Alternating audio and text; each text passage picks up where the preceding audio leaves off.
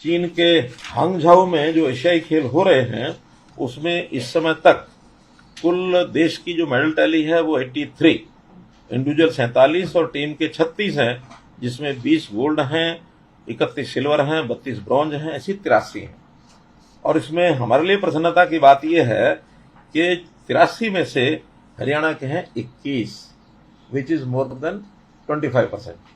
84 होते तो 21, 83 में 21, तो it is more than that, जिसमें 7 गोल्ड हैं, अगेन ये 1/3 हैं, 3 सिल्वर हैं, 11 ब्रॉन्ज हैं। 22 हो गए। चलो आपके बैठे बैठे 21 से 22 हो गए, आपके बैठे बैठे 22 हो गए। एशियन गेम्स में कुल 655 खिलाड़ियों ने इसमें भाग लिया, जिसके अंदर हरियाणा के हैं 86। तो इसके लिए मैं बहुत बहुत बधाई देता हूं।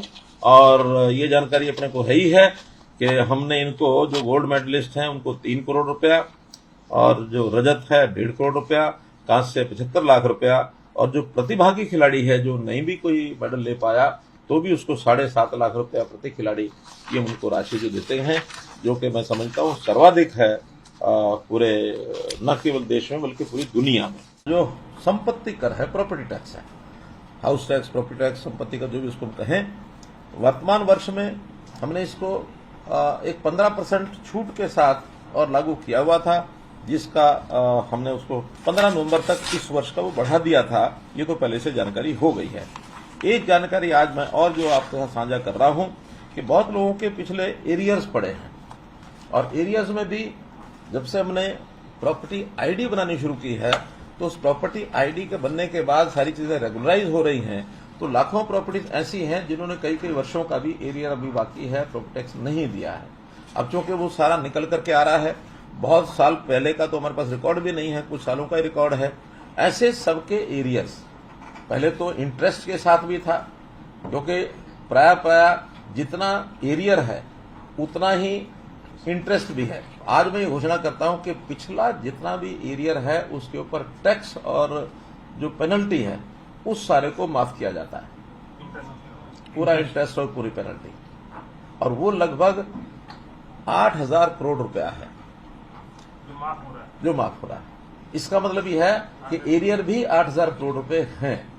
अब ये 8,000 करोड़ रुपए का डाटा वो केवल हमारे डिपार्टमेंट के पास, म्यूनिसिपैलिटी के पास है बना हुआ, और वो निकला है प्रॉपर्टी आईडी बनने के बाद। इसको भी अगर वो जमा कराते हैं अभी भी, तो जमा कराने के बाद उनको उस पर भी 15% की छूट सारे पर ही दी जाती है।